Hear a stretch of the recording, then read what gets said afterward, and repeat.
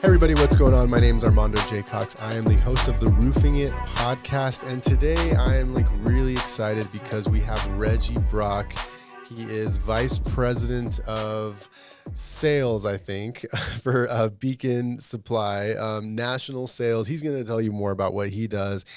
And we're going to talk about all kinds of stuff today, okay? We're going to talk about, his story, sort of getting into roofing, his story. I mean, he's been through a lot. I mean, including starting over at the age of 50, which he told me about that. I was like, what are you talking about? I wanted to learn more. And I told him, actually, let's just stop the story. Let's just do it on the air. So you guys are going to hear it at the same time as me.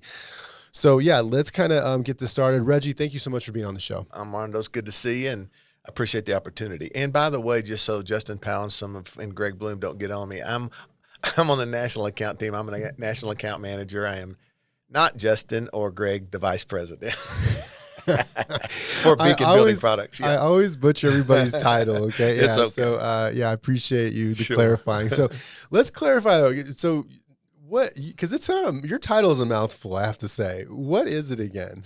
Yeah. So at Beacon, we have national accounts, and the primary, definer of those accounts is not as much top line revenue as it is they're in multiple locations and they need some coordination. And so with a lot of these storm guys, they're in many locations doing a lot of different things. And rather than them just have one local guy to deal with, we step in on the storm team at Beacon and just kind of help them coordinate service requirements by market and just keep everything kind of connecting dots. Okay. So then me as a local guy, I have my account rep, right? Exactly. She helps me with all that stuff. Yep. So however, if I had multiple locations in multiple states, then I'd probably want a national accounts guy. That would be you. Right. And then you would have our branches set up with individual accounts people, and you would oversee the whole thing. And that's what it is. Yeah. And Beacon has, we have a national account group that's run by Greg Bloom.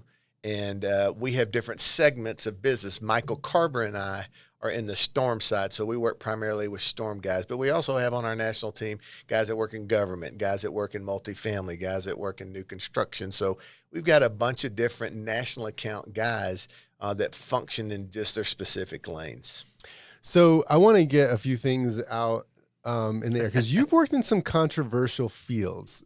Yeah. The stormers in general are kind of controversial group of people, right? Because they're going around different areas when a storm comes in, and they kind of have a bad reputation in general. I feel like they're just sort of coming in and out. Your perspective is different though, right? You don't see you probably see storm restoration contractors kind of go into a storm area as really a resource for people who have no other way to go. Is that kind of what some of the things that you've seen? Yeah, and I think, Armando, since I got into business 12 years ago, it's changed a lot, because there were a lot of stormers, if you will, that just ran and picked the low-hanging fruit in the market and then gone. That's really not the way these guys operate today. They're going in and setting root systems, right? So they're going into a market, and they're going to either partner with local companies to kind of help support, or they're going to literally go in and set up offices. So you're seeing you're seeing a lot of franchises pop up. You're seeing a lot of partnerships that are developing to eliminate that stigma. And that stigma is, these guys are out of towners, you can't trust them. So the way that it was, where guys would literally just go in and, make a quick sweep and then get out, and then homeowners couldn't find any help when they needed it from the guy that installed the roof. Those days are kind of behind us now. There's not as much, if any, of that left in our market. So our storm teams, or the storm contractors that we work with, are far more conscientious about having not just a local presence, but one that's meaningful to the communities. Interesting. Different. Yeah. And so another thing I want to kind of get out of the way is the whole thing with MRP, right? Because you worked, actually, before we get into the whole MRP thing, let's talk about, you were an insurance, there's so much to talk about. I'm stumbling over my words here. Where are you from originally, Reggie? So that's a great question. I was born in Arkansas, but just in the South in general. My dad is a preacher, and so and he pastored, and we moved pretty regularly. So, but it was primarily in the South, and so as you might can tell, I don't ever get accused from being from the North.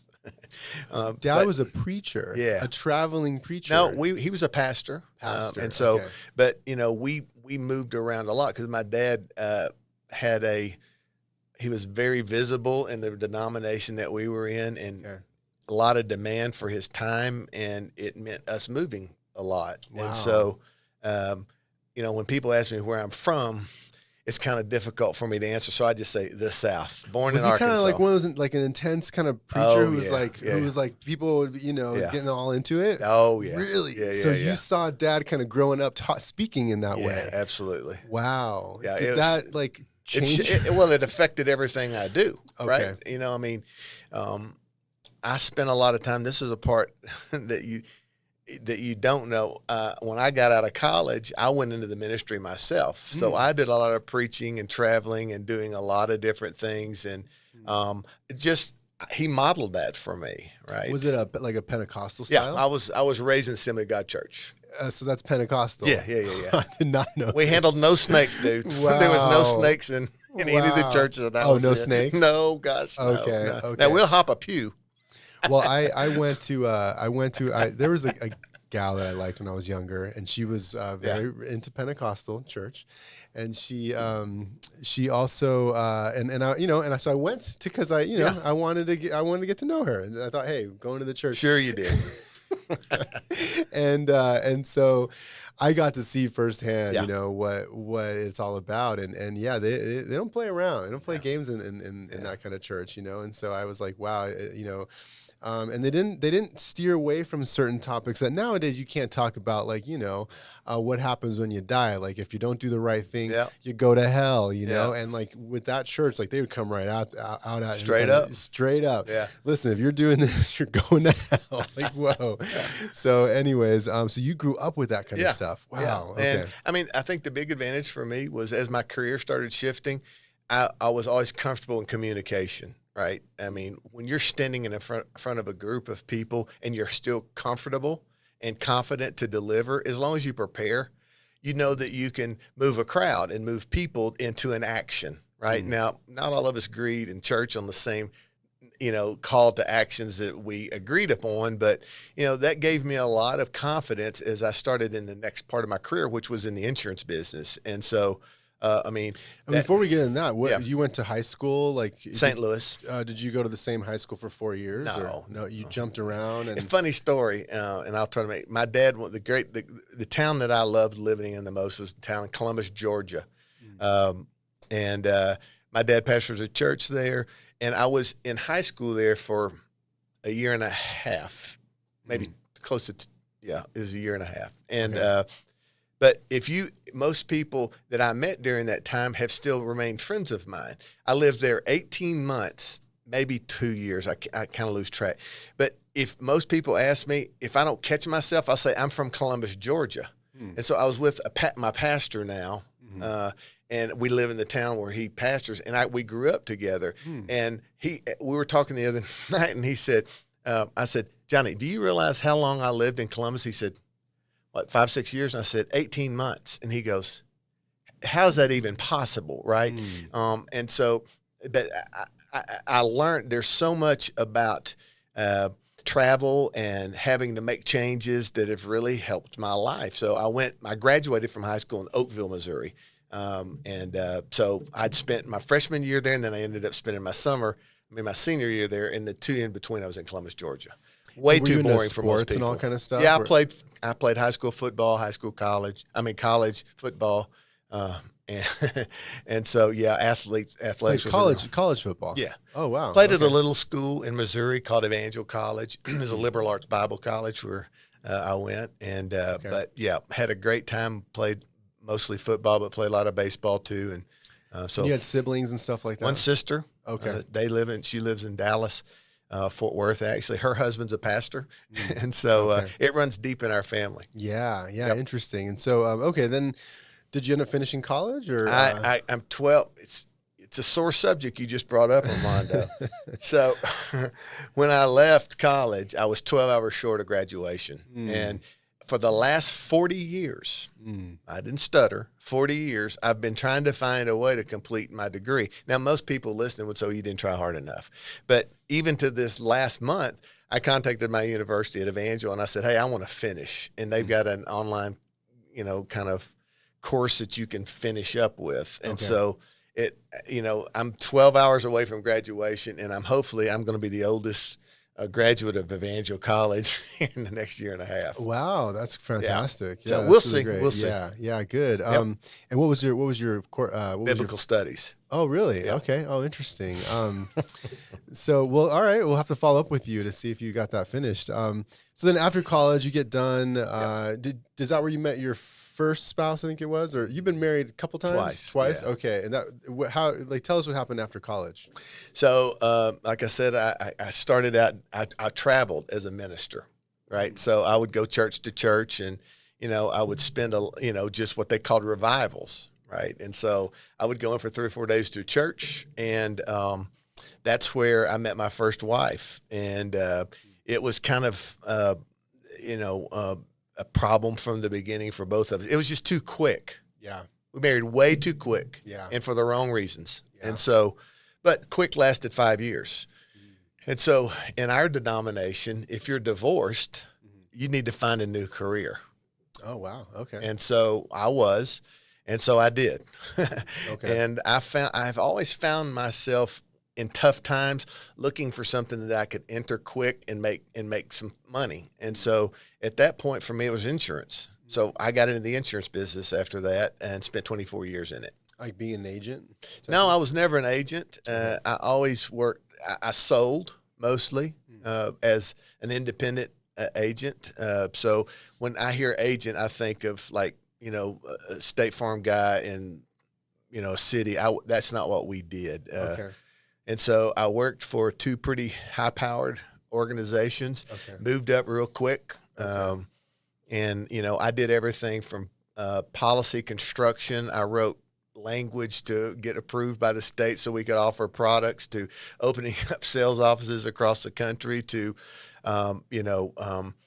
anything in between. So you were working for the actual carrier. Yeah. And you were selling like policies to written straight from the carrier type situation. So we would go in and, we sold supplemental products mostly, right? So life, health kind of products initially. Okay. And then, we did everything that really supplemented health insurance. Okay. That's the easiest way to describe it. Okay. And so people would choose voluntary products, and then we would, is this a roofing show? Listen to me talking about that. Come insurance. But I did that, and, we'd go in and payroll deduct the products, and it was a great business. And I got tired of it. We were in Atlanta, and I'm not going to call a name, but we had a huge organization. Okay. I'll tell you, I was working with AIG.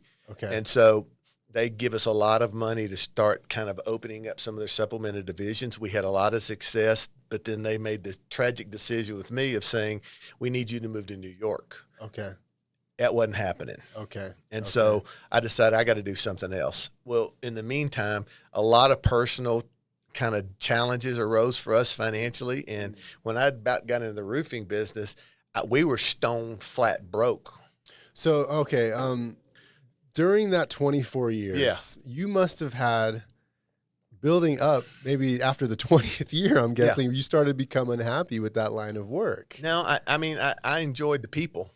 Okay. But I would get on a plane on Monday morning and not come home till Friday late afternoon or even Saturday morning. And I had a child that was in school that I was missing everything. I was making a lot of money, but I was missing the meaningful things in life. And I got tired of it. Okay. And so, I didn't. Again, I love the people, still friends today with most of them, but I hated what I was doing. So a trend in roofing that I personally have experienced is that, and I've had so many people who've kind of gone through this, and we're going to touch on some of the stuff we were talking about before the show. But I think one of it is that, like, sometimes, I've gotten burnt out on roofing, and and I started to discover, video marketing, and I was like, wow, I couldn't believe I had reignited this old passion that I had from years ago. And so, now I do feel that every single person has a purpose. Yeah. And it's hard with roofing because the money's there, the ability to kind of like provide for your family is there, and there's so many good things that come with roofing, but nobody ever have ever said, I want to grow up and become a roofer. I don't think it's ever been said. And I mean, for you, I feel Yeah. like part of your sort of like purpose was in the ministry, Yeah, no doubt. right? No doubt. And so that, and somehow you had you had the divorce go on, you had to raise a family, you found Yeah. insurance, you started working in that, Yeah. but that wasn't where your life's work was No. supposed to be. Do you still have a sense of where your life's work is supposed What to I be? found out is a career is not my life's being. I mean, what I'm supposed, it's what I do. It's not who I am. Right. And so, I will say this, those 24 years and even a lot of the disruption that happened in my life led me to the absolute greatest blessing in my life. And that was my wife now, Connie. We've been married 32 years. We have a 30-year-old son, Jordan. And without all of that stuff before happening, we would have never crossed paths. I met her in a Kroger. She's a pharmacist. And she was, if you've been around retail before with pharmacy, they can't even stop for lunch. No. And it was and I think it was sovereign and divine for us to bump into each other at that time. My friend was going in to get some money at the bank there, and I just casually saw her. And so it's been a love story for me, man. I mean, I would not trade any of that for having her not in my life. Mm-hmm. And so, look, you can look at careers. To me, are a way for me to generate money and create some personal satisfaction and fulfillment. But that's not the meaning behind my life. The ministry wasn't, roofing isn't, and insurance for sure wasn't. It was a means to an end for me. And so, I mean, kind of at this point in my life, what it's about to me is really, what can I do to help you or others I come in contact with have better lives? And most of that, Armando, is me just opening myself up and talking about not just, hey, look, he's a national account manager with Beacon. Who cares? Right? I mean, at the end of the day, it's the 10% that people look at me and go like, oh, well, that's cool. He's got a great job with a great company. And that's true. But the fact of the matter is, nobody sees the 90% under the surface that I have to work on every day to make myself better. Because I want to be the kind of husband, I want to be the kind of father, I want to be the kind of coworker that people feel like adds depth and meaning to their life every breath we encounter with one another. And me finding a better job has never been my deal. Ever. It's just always been a means to an end to actually find what my God-given destiny is on this earth. And the problem with me is I've waited a whole long time to get to that point. And I don't know that I'm at it yet, but I could ramble on. But the fact of the matter is that kind of gives you a background. Well, no, yeah, let's chat about you having to start over at the age of 50, right? Yeah. That's hard. Yeah. I don't care who you are. That's hard. All right. So so you had this successful career. You had raised your family. You're kind of unhappy. You're not seeing your kids. You're going through some personal struggles. You had already met Connie at this point. We were right? married. Yeah. You guys are married, but when you're having financial struggles, that's going to put a strain on your marriage. Oh yeah. We lost everything. Right. And most of it's out of my stupidity and just bad choices. They caught the collateral damage. And for that, I will always regret because, I'm the kind that believes that if I wake up and I got breath in my lungs, I'll figure it out.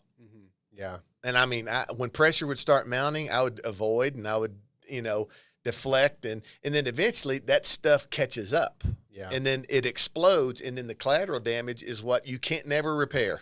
Right.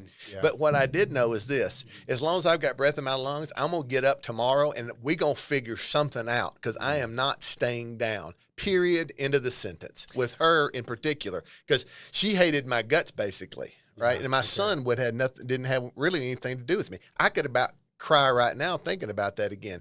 But I promise you this.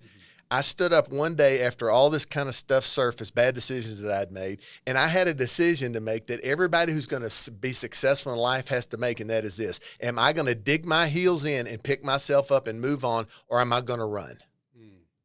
And most people, not most, a lot of people choose to run because it's dadgum easier.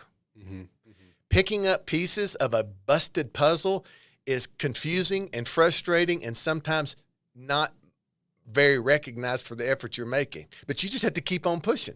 And when I die, one thing I do know today is that my wife and son said they'll never say he was never made mistakes.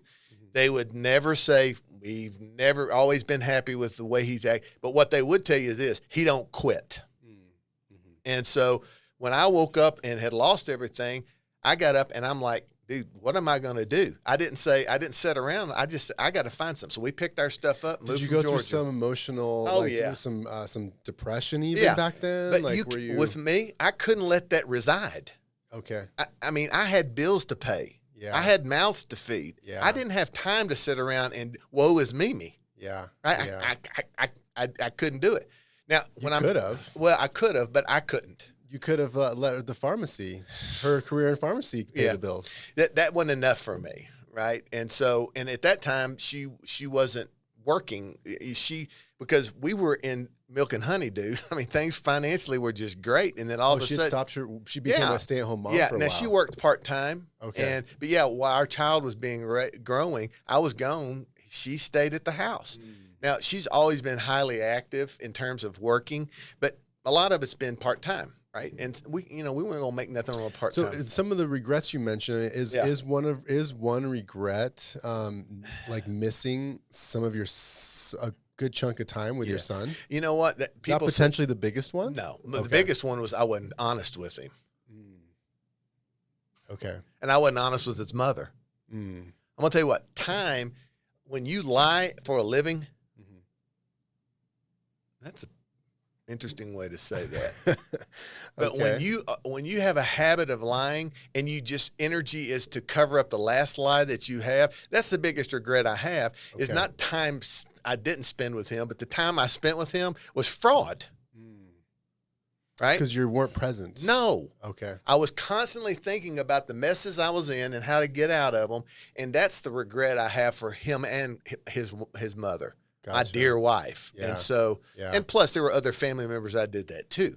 So, and what's interesting is there's somebody that's going to hear this, and this sounds so evangelical when I say this, like I'm making an altar call, which I'm not. Right? But there's a bunch of guys out there and gals that may be hearing this going like, I'm there right now, right? Oh, yeah. I'm having, this deep, dark secret stuff. And let me tell you something for the record. All your deep, dark secrets that you're hiding and pushing down, and you think you got yourself covered, nobody will ever find out, you're fooling yourself. Because eventually that rottenness in you will find a way out of you. And then what's going to happen to you is what happened to me, and that's going to be collateral damage. And why spend the rest of your life trying to apologize and be regretful for the things you've done when it's time maybe to make a change? Because that's what happened to me. Okay. You still with me? Yeah. Okay. I am. Yeah. So there you are, 50, starting over and going through the wreckage. But let me say this: 50 is no different to me than 30, where I was. I mean, my mentality was. Like right now, I'm 62 years old. My dad used to say this all the time. I'm 80 and I feel I'm 50, and I would go like, dude, you're only telling yourself that, right? But the truth of the matter is, that's the way I feel too. So that's another trait he handed down to me is our minds are very strong, and my age was irrelevant to me. I had made a horrible mistake, and at 50 or 40 or 30, it didn't matter to me. I've got to turn these jets back on. I got to get up and go. So where are we going to go to make this happen? And that happened at 50. Was it scary? Probably more for my wife. Well, just because you don't have as much time to, before you sort of get those retirement years type situation. Maybe. But yeah. So then you were where were you living at the time? In Atlanta. And then you said, okay, it's time to make a move. Yeah. So the only place we really knew that I could find some support, not financially, but just emotionally, was Texas. That's where all my family was from. Okay. And so we literally packed 2 U-Hauls, gone to Texas. And when I got over there, thankfully. Did Connie want to go? Yeah, she did. She did. Yeah. Okay. Yeah. And a part of that was if anything happened to us, my son would have family there to surround him, right? That was one of the motivations. And plus, she likes my family likes her. And, I was the one that had been stupid, not her. So during that hard time, it just would have been nice to be closer to family. No doubt. And it was. Okay. And so we move over there, not hardly any disposable income at all. My nephew gave us a break on a house to be able to move into a little 1,300 square foot house that we moved into, and I could pay rent to him. And dude, we started off just there. And so I told you this in the room. My nephew is a home builder. Okay. And he came up to me and he said, "What you going to do?" I said, "I got no idea." He said, "How about roofing?" And I said, "It ain't that bad yet." I love that. So I fought him, and then he told me about the money that these guys were making. Yeah. I will always be indebted to a guy named Brandon Smythe. Brandon owns Ken Elliott Roofing in San Angelo, Texas now. He had an office in Burleson at the time where I was living, and he put me to work. And the thing I would tell guys is about roofing is like insurance. You can get in it quick and get back on your feet financially. Like just going knocking on doors. Just knocking on doors, and that's what I did. You went out there and started knocking on doors. That's all I did. Really? Here's this executive with an insurance company, Yeah. and I find myself, first storm I ever worked with Brandon was in 2011 in San Antonio, and I'm out carrying contracts and a ladder, knocking on doors, asking people if I can get up on their roof. So that was my entrance into roofing. And, I mean, literally, Brandon didn't say, "Hey, you had such a successful insurance career. Hey, dude, why don't you come and run my roofing company?" He said, "Go knock doors." Yeah. And so that's the way I broke into roofing is I knocked doors, I sold. Did you get started during like the beginning of the season? Do you remember? Or was it towards the end? No, it was March. Yeah, so it was Okay, good. that's pretty good. Yeah, it was. Yeah. Yeah, I mean, but Dallas is year round. Yeah, right? our first storm was in San Antonio, though. We drove, again, back to that old roofers traveling to storms. I just ran this storm with them, and we started knocking doors in San Antonio, living in a hotel. Wow. Okay. So like you were just knocking on doors every day, just selling jobs, telling people, hey, you just pay your deductible, insurance is going to work, or insurance is going to pay, and doing the whole thing. Yeah, I tell this story every time I bring up Brandon. Brandon trained me kind of like this, because when you run into a storm, time is your biggest commodity. I mean, you got to manage. Get going. So I said, I need training because I'm from a very buttoned down background. Everybody. You got 2 weeks of training, and then you got transitional time. And Brandon goes, "Okay, come on in. So get in the truck with me. I'm going to train you." I said, "Okay." So my learning was watching him. Yeah. So he said, basically what you need to do is knock the door, say, "Hey, storm came through here. Hail, did you get hit by hail?" "Yeah." "Okay. So you got damage probably on your roof. Let me get up. I'll give you a free inspection. Let me get up on the roof. I'll come back down. We'll file your insurance claim. If there's damage there, get the adjuster out here, and we'll get this thing taken care of." That was it. Yeah. I heard him about 3 times, and I started doing it myself. The problem was not me knocking doors and talking to people, but getting up on roofs and knowing what I was looking for. Right? I didn't know what damage really looked like. Okay. Good luck. Well, the good news was we were in a market to where, I mean, this storm pelted the houses. It was blasted. Nothing. Yeah, so the way I understood damage was I had an adjuster. And back then, it was cool because they didn't put mortgage checks or cut by the insurance company. There was no mortgage company on them. The adjuster would get in their truck or her truck and write the estimate, print it out right there in the truck and give it to you, cut an ACV check, and you're down the road. So anyway, I got the adjuster up there and I said, "I'm going to be candid with you. I don't know what I'm looking at." And he laughed, and he spent 30 minutes with me on the roof. Oh, wow. Showed me. He bought the roof. I got down, and then I knew what to do with my insurance background. I knew how to handle the homeowner, which was a huge advantage for me. Okay. And so the first deal I sold, the lady said, "Now what do we do?" I said, "I'm going to get his paperwork. I'll go back. We'll do the work per scope. I need the first check was the ACV check." I took the ACV check and I said, "I need your deductible." And it was $2,311.58. Okay. And she said, "Okay, cut the check." I took it back to Brandon, had him the contract. And he looked at it and he goes, "Yeah, that's filled out right." And I gave him the first check. He said, "Okay, yeah, that's the ACV check." She endorsed it, yes. And I handed him the deductible check. He said, "What's this?" And I said, "What do you mean, what's this?" He said, "What is this amount?" "It's her deductible." He said, "Dude, we don't collect deductibles generally around here." So I said, "Look, dude, look, if you don't want the money, give it back to her, but you owe me 50% because I was on a 50-50 with him, right?" I literally learned the business from the ground up. Wow. Okay. Because back then it was okay to not pay deductibles. Not really. It wasn't, but everybody was doing that. Well, now it's like the law is like you're not supposed to do it. Was the law in 1989 in Texas. Was it? Okay. It just wasn't enforced. Oh, gotcha. Okay. And so if, there's still enforcement issues that are really not practiced in my opinion, but I didn't care if it was legal or not. I wanted the money. Definitely. Yeah. And you had the expertise. And so then I started getting guys calling me going like, "Hey, can you come in and teach us how to get deductibles?" So I started doing some consulting with these guys. Yeah. And then one thing led to another. And then, the next step in Well, my career. let's go through that. So then you're knocking on doors. You're working with the roofing company. Yeah. You did that for a season. Probably 2 seasons. 2 seasons. Yeah. Okay. You're starting to get back on your feet. Yeah. Oh yeah. Connie's getting a little more happy here. Oh, yeah. Everyone's kind of, you're a 1099 guy, so Yep. you're kind of still be able to spend some time with family. Sure. And you've learned a lot through the whole bad experience, and life's looking kind of A lot up. better. We're starting to build a house, and we're back on our feet. Okay. It only took a couple of years. Yeah.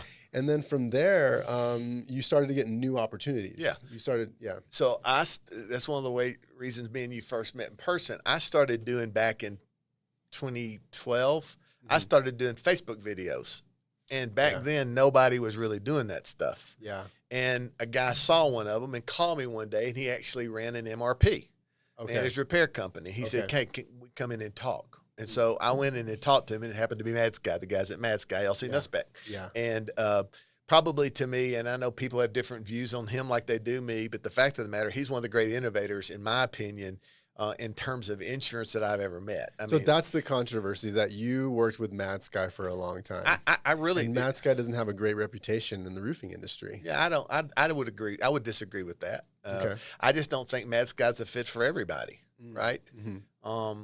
Because they've had a lot of success and they've had a lot of controversy. Mm-hmm. But the fact of the matter is, I saw it was an opportunity to bring a piece of business to a contractor if they wanted it. Look, that's what Reggie, they're not liked in the industry. Yeah, well, maybe they're not, but I'm not liked by some people. And I hate to give you bad news. You might not be either. I'm just kidding. I'm not liked, to tell you that right now. No, but yeah, well, look, can I just talk about MRPs for a second? Yeah. You're an MRP subject matter expert, in my opinion. Yeah. Which is kind of rare. I don't get MRP subject matter experts in this room very often. I want to talk about it. Okay. All right. So sure. Because Mad Sky, I met LC. Yeah. I talked to him personally. He told me, dude, Armando, I'm not on social. You know why? I'm like, why? Because I get assassination attempts, not attempts, but I get literally threatened from my life on social. Because that's how intense this whole thing has gotten. Because I started it. I don't have a problem with Mad Sky personally. It wasn't great for our business model, but whatever, So, and you move on. But people going after attacking him, at that level is pretty bad in my opinion, So, and then in general, when you kind of start posting if I posted right now in one of those Facebook groups and was like, hey, I'm about to enter the MRP program, I'm so excited. Yeah. Nothing but hate would come down in those comments probably all the time. So, that's kind of my argument of it's not having a great reputation in the industry. Yeah. You're saying, but now there are a lot of people who have success with it. So first thing I think you're misaligned in thinking is this. Mad Sky is one of many, right? Their model was what created a lot of the stir in the industry, right? Because there are 100 MRPs or TPAs, third-party administrators out there that get claims from carriers and then provide them to contractors. And why don't you think you hear about those guys in a negative capacity? Like Colorado Connection, Contractor Connection. Yeah, that's a big one. That's a USAA one, right? And then there's a bunch more that we just haven't heard of. And nobody, for some reason, why do we hear so much about Mad Sky? Because you're on video on Facebook for 5 years probably. Yeah. So everybody's heard of Mad Sky. Right. And that was one thing we did well, is we exposed this message. And so that's one of the reasons they brought me on. I was and I'm not trying to toot my own horn here, but I came kind of a poster child of that face of Mad Sky from the marketing perspective, just messaging, right? And so I think that's the reason it was so different in so many ways that it became controversial, right? Because you never hear anybody talk about Crawford. Very seldom. No. Right. And so I think you have to dig a little deeper as to the whys. Okay. And I think the business model works for some at Mad Sky and it doesn't for others. And so but it was so out there. I mean, dude, we were everywhere. I was constantly, I promise you, I had guys come up to me at conferences and go, look, I like what you're doing, but could you please unsubscribe me? I mean, I see you all the time. I see you more than I see my wife, right? Just stop. Yeah. And obviously I couldn't control that. Yeah, because you were doing a lot of email marketing. That's how I think I first saw one of your first videos. I don't know. I really don't even know what we were doing. I just did a bunch of videos, and then our guys would you put were them on up. email. I remember seeing one. Yeah. You were like, they did something with like, because I'm in video, so like they used a background and kind of put you in there, and you looked like you were kind of like floating in the air talking. Yeah, beautiful. So, anyways, okay, so you did that for for a while. Like how long were you with that? 3 years. Oh, just 3 years. Yeah, okay, well that's not too bad. Yeah.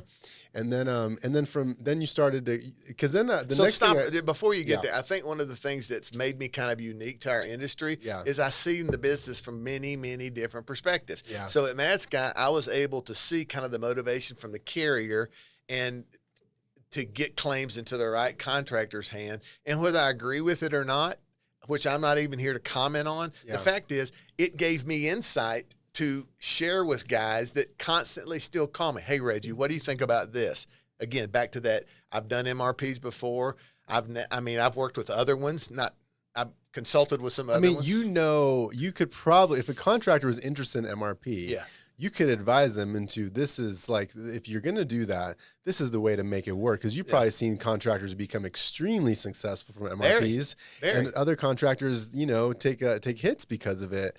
And what I tell these guys is, look, you've got to make the MRP fit your business, not the other way around, right? So if a managed repair, to me, because managed repair and TPAs, all of those businesses are a source of business. They shouldn't be your only source of business, right? Okay.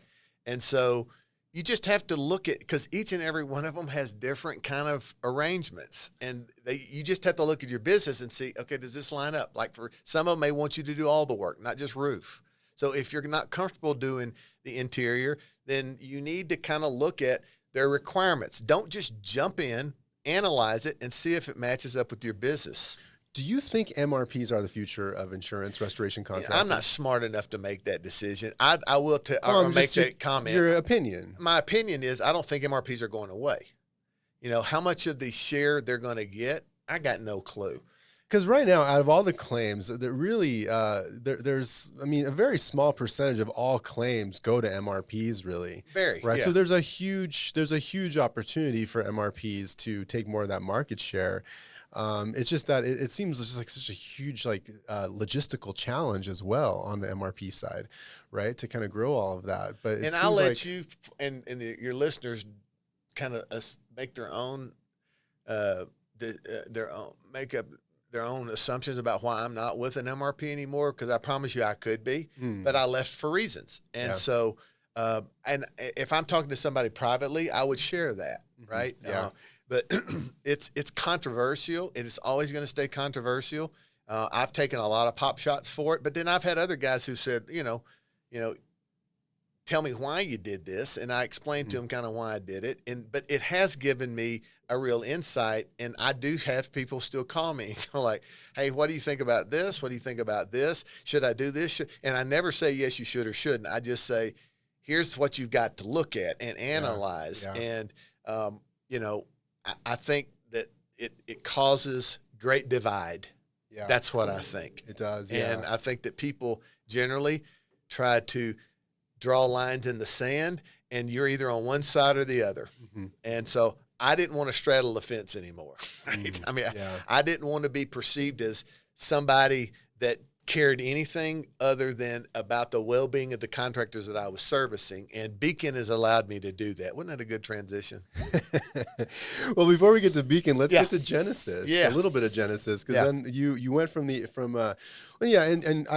just to kind of wrap up the whole MRP thing is that I think I personally think it is a growing trend. Yeah. I think that contractors need to kind of start looking at it and figure out a way strategically to make it work for them somehow, because it's not going to change, in my opinion, So we'll see how that market develops. Okay, so kind of moving on.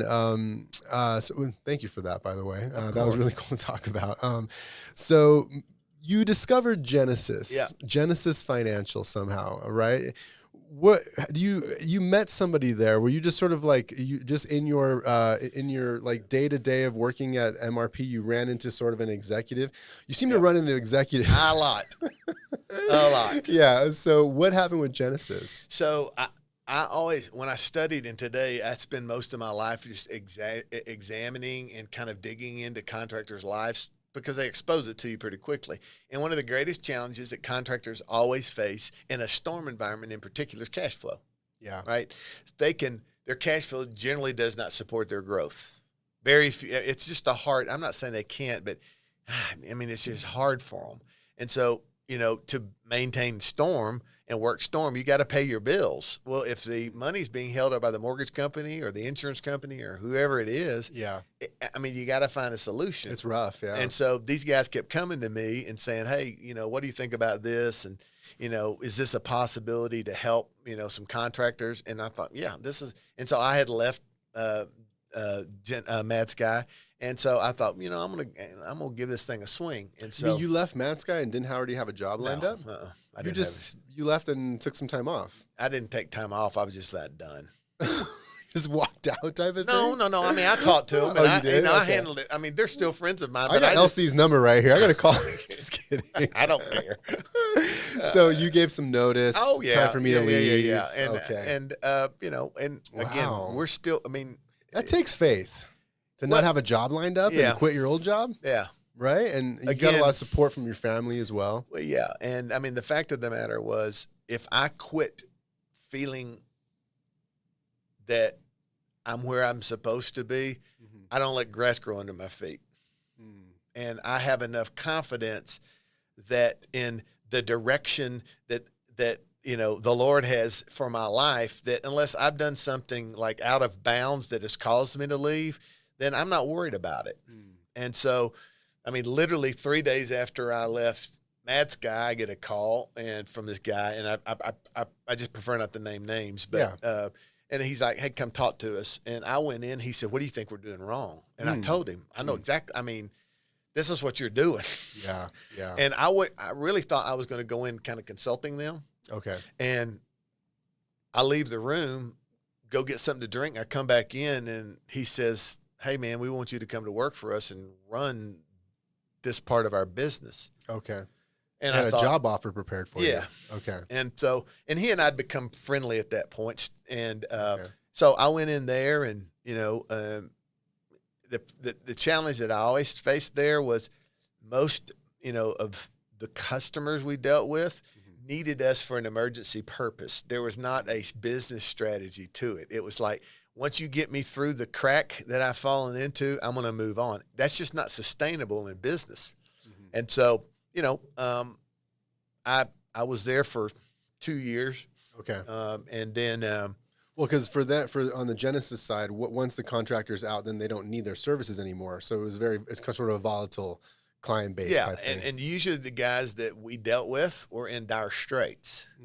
Okay. And once you got them through that kind of rough spot, they just kind of moved on. So from a modeling standpoint, it was difficult to create much loyalty to the brand because you were getting new customers, but it was just the next guys with the next group of problems from a cash standpoint. Gotcha. Makes sense? Yeah, definitely. And so that kind of, and while we were living here in Denver at the time, and my wife, Connie, her bucket list, one of her places to live was Denver. I moved up here without a job. Okay. Okay. From Dallas? From Dallas. Okay. And so, because you always had that thing, as long as I'm alive, I'm going to figure out a way. I'm going to figure it out. Yeah. And she had been through enough. I thought she deserved it. So moving to you is not that big a deal. Big of a deal, right? It kind of is now. Okay. But, back then, no. Yeah. And so we moved up here, and she loves Denver. We skied up here all the time. And so we got here, lived in Highlands Ranch, and found out she had some respiratory issues. And so severe. Oh, wow. And so the altitude affected her breathing. Okay. And so as much as I love somewhere, if my wife can't breathe, we probably ain't going to stay long. Right. And so we lived here 2 years and gotcha. And moved back to Texas. And so, but then that gap. To the DFW area? Yeah. Okay. And so that gap from May of 2018, to November, we just lived in Texas, and trying to figure out what I wanted to do next. And I'd have some guys Okay. call me and I'd go speak somewhere and they'd pay me to go do some training. But Okay. it was very haphazard. And then Beacon came along. Oh, okay. Okay. And So if you're asleep now, wake up. The end of the story's here. well, no, because with Beacon, so you met an executive there. You met Greg Bloom, I think it was, and then Michael Carver and I had become friends when I was at Mad Sky and Genesis. Oh, okay, okay, yeah, because you part of your job was business development, yeah, absolutely, getting to know people and that kind of thing, and so then you kind of had that. So then you were in that sort of transition time, or maybe not really transition. You just weren't working. No, you were doing just whatever, pretty much, and you didn't want to go back and knock on doors. It sounds like. No, you were kind of over that part. By of your that career. time, I was 58, 59. I didn't belong on roofs anymore. It's just, I'd been on thousands and I didn't need to go on it. I didn't have anything to prove. And, I was looking, I didn't know really what I was looking for. I thought I was really going to go into, just some consulting work. Yeah. And, cause I bring a whole lot of experience, good, better, and different. Yeah. And then, I was in 148 Beacon branches. Okay. Because what I would do is I'd go in and talk to them about contractors, what they're experiencing, what they're feeling, why they're behaving the way they're behaving. Okay. And generally it's cash flow issues, and all of them would be nodding their head. And so I kind of help their outside sales teams become more familiar and bring a little bit more different value to their contractors than just, hey, we got a price increase, or, whatever the typical conversations look like. And so after a while, I guess I bugged Greg so long, he's like, dude, quit asking me. Let's just go ahead and hire you. Okay. So, oh, wow. Yeah. Okay. I joined their national account team. And that was about 3 years ago. It'll be 2 years November. Oh, nice. Okay. Yeah. So with national accounts, it's kind of like brought you into a new kind of like chapter in your career. Yeah. But it's also kind of like shown you something you probably have already come across in your life, where as far as you meet people who are like vastly successful, but there's still something missing, right? And so we kind of talked a little bit about that as far as I see it. I grew up in Vegas, and I remember just growing up through my whole life and just being, seeing people who live in these like just mansion homes and people who just seem to have it all, and then the next thing you know, they're like dead because they committed suicide, and like I could think of at least 3 people off the top of my head that's happened to, and so like that kind of thing is extremely dangerous, right? Because you kind of start those people who knows what was going on with them. Actually, just watched the documentary by Anthony Bourdain. Oh yeah, it's such a good documentary, and it made me think a lot about kind of some of the topics you were touching on, as far as like Anthony Bourdain had it all, but yet he, committed suicide because he had this like vast emptiness inside of him that he just could not fix. You've experienced that. Yes, no doubt. Some of that, personally. Yeah.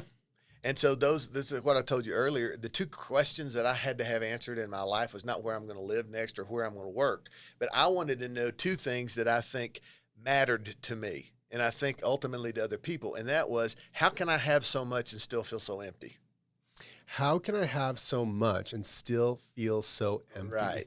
That's an interesting question. Yeah. And so, but it makes sense, because people can, in our business, not just in our business, but I'm going to specifically speak to our business. Yeah. But specifically, our guys, we have so much exterior motivation, and it's great. We have every kind of, I like to look at my life as an iceberg, right? Mm-hmm. There's 10% of me is all you see. Mm-hmm. The mass of who I am lies underneath the surface. Yeah. And just like the Titanic, if you want me to shipwreck you, you ain't need to worry about the 10% above. Ask my wife. It's that what you don't see that can wreck a ship, right? And so we spend our careers, right, pushing about trying to polish, promote, and protect the thing that everybody sees, that 10% above the water, right? And we have plenty of tools to help us do that. But yet at night, when the TV's off and our phones are down and, we're laying in the bed with all the lights out, there's still that voice inside of us going like, there's got to be more. So we get up the next morning and think we can sell more, we're going to be better off. And yet we sell more and we still feel the same. And I think the reason for it is because there are things unseen in us that are unresolved. Mm-hmm. For me, my biggest hindrance in life has always been I was not content unless somebody was acknowledging me. So when somebody else would be promoted to speak at an insurance event I was at, I would be critical and judgmental and be like, they suck, dude. Have y'all not heard me? Mm-hmm. Knowing they had. Well, the fact of the matter is I was only deceiving myself. Mm-hmm. And so, but that type of rejection and that type of that internal dialogue that was constantly whirling in my head when I laid down at night left me always feeling empty. And until I started resolving the unseen things that were in my life that were caused by experiences of my past, dude, our brain's a powerful thing. Yeah. And it stores everything. And so the bad things or the difficult things my mother left us when I was 16 years old. And you talk about rejection. Yeah. If your mama leaves you, it makes you wonder about you. Like, my God, I know I've got problems, but I didn't realize they were that deep. That my mama's goes like, I'm out on him. Yeah. Right? Yeah. And so we store all of these memories, and then a situation comes up as we feel endangered by, like somebody challenging us or arguing with us or questioning our integrity, and we take those learned reactions and we lash out. And so what the good guys do, they think they're good, is they suppress it and push it down and hold it. And then one day the pressure point inside of them becomes so great, and you probably met people like this, that you've watched them, and they've always been steady and confident and very mild, and then all of a sudden something just explodes in them, and it destroys their life. That's what happened to me. Okay. Because I just stopped paying attention to the deep things within me that needed to be resolved. And I could never change until I dealt with those. And so I spend a lot of time just talking to that first question. Why do I have so much and feel so empty? And the second question I always ask myself, and that I'm pondering, is why do I behave and act the way I do? And if you think about it, we become creatures of habit. Yeah. I know you're married. Yeah. I think about arguments that my wife have. They have so much of the same similarity to them. Same similarity. They're so similar. Yeah. Right? Yeah.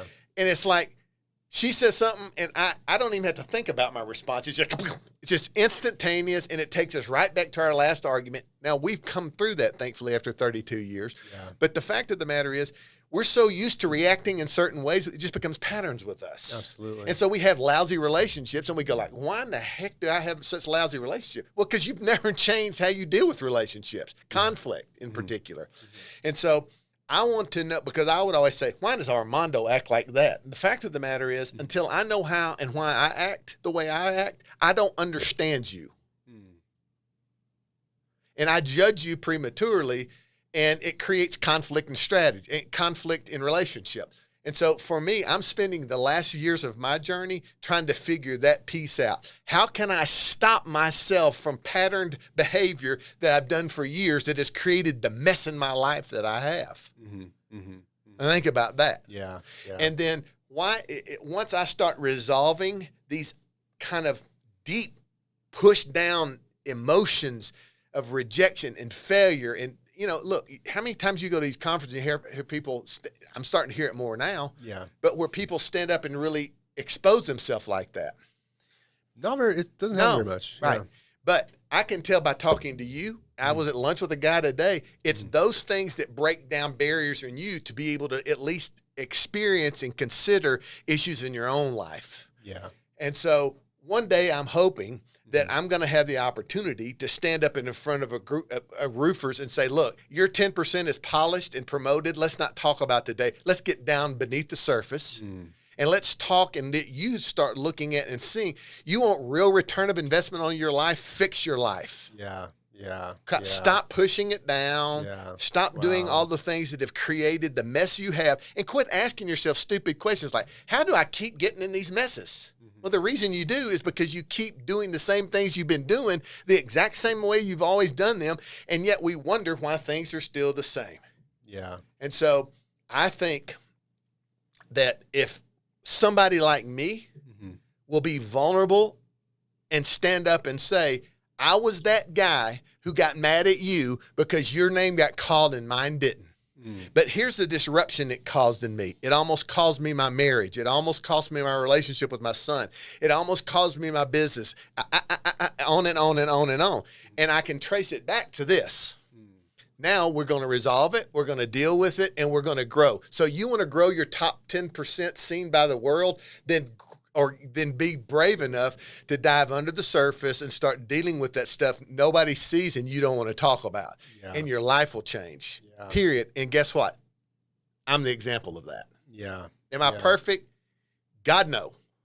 Am I even interested in being perfect? No, but what I am interested in is leaving this life and you having heard something that caused you to stop and go like, oh, wait a minute. Maybe that could help me. So as good as we are at helping to polish up that 10% everybody sees, and we got tools to do that, I'm telling you, and if you're listening to this podcast today and that's you, call me. I mean, pick up the phone, email me, whatever you want to do, because I want to help you really grow your life.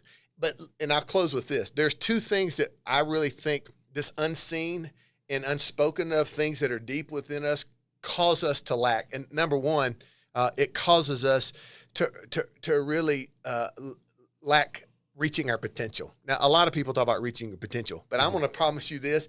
You'll never reach your potential if poison exists in you constantly that you've not gotten out of your system.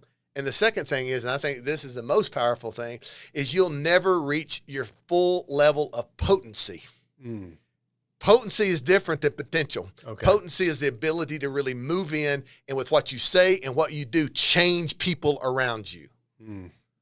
So we try to come up with scripts and look, when you're fixed more on the inside, it has a way of bleeding out of you and it causes a magnetism with you with other people that a sales script can't create because they sense from you, right? Oh my God, this is real. This is authentic. This is, what I need kind of deal. And so whatever days I have left, and I hope it's with Beacon, but my message as I travel and deal with contractors is there's a better way in a life for you, but you got to be honest with yourself. You've got to get beneath the surface. Look, I've got a great truck at the house. It's beautiful. I mean, it's one I picked out. But the fact of the matter is, if I don't maintain that thing, put gas in it, change the oil, do all the things that I need to maintain it, guess what? One day I'm going to wake up and it's going to look pretty, but it don't go nowhere. Yeah. And so with us, that's kind of pop the hood, dude. Start looking and finding out really what's causing you to lay in bed at night and go like, why do I feel the way I'm feeling? Yeah. And know this, there are people there that can help you. And I'll start with me. Whatever I can do to help anybody that listens to this, I'm willing to do. But it takes you being honest with you. You know who you really can't lie to and get by with it is yourself. Yeah. We can buffalo a lot of people, but at the end of the day, you. The biggest fight I have is with me. Yeah. And so with that, I'm going to shut up. Wow. Wow, guys. Well, there you have it. Reggie Brock, I'm so happy I got to have this interview and so happy that we got to cover a lot of these topics because some of the things he's talking about, I can personally relate, quite a bit. I was just in Vegas recently doing a, kind of coming back to Vegas type of video. And man, there's so many old memories that I was being stirred up inside of me. And even my cinematographer was like, are you okay? And I'm like, I am, man. But like, there was, my dad sort of coming on the weekends to pick me up and then dropping me off, and that was like very traumatic when I was divorced and my parents weren't together, and I don't think I've really resolved some of those issues as far as like when he dropped me off, how sad I would be, and when, and that happened, repeatedly. So, I mean, that's after another weekend, and so, I think those are some things that I need to personally deal with. And I think that's kind of some of the things you're sort of touching on. Until I can resolve those, then I can start to kind of reach my full potential potency. Potency is what I want, because I like that idea a lot. So yeah. Well, again, Reggie, thank you so much for course. coming on the show, for being here and stuff. Can't wait to share this. We gotta get this edited. We gotta get it posted. We gotta get shared, everything. So anyways, thank you guys for watching the Roofing It podcast. I will be posting another one soon as I can. For now, you can watch me on the live stream as well every Tuesday, 10 a.m. I've got different guests going on for that. And yeah, make sure you reach out to me on Facebook, Instagram, reach out to Reggie on Facebook and Instagram. Subscribe to my YouTube channel for regular podcasts. I'll be having those on a regular basis. And I've also got some new content coming out here, like that's a little more sort of what you're talking about, actually, because that content I got in Vegas, we ended up blowing off the conference we went for and just did that all day crazy story, stories about me growing up in Vegas and all the crazy shit I used to get into, So it'll be really fun to kind of get that going. So anyways, thanks again, guys. We will see you next time. Make sure you like, subscribe, share, review, all that good stuff. Don't worry about trolling me. I know there's lots of guys that don't like me either. We'll see you guys next time. Bye.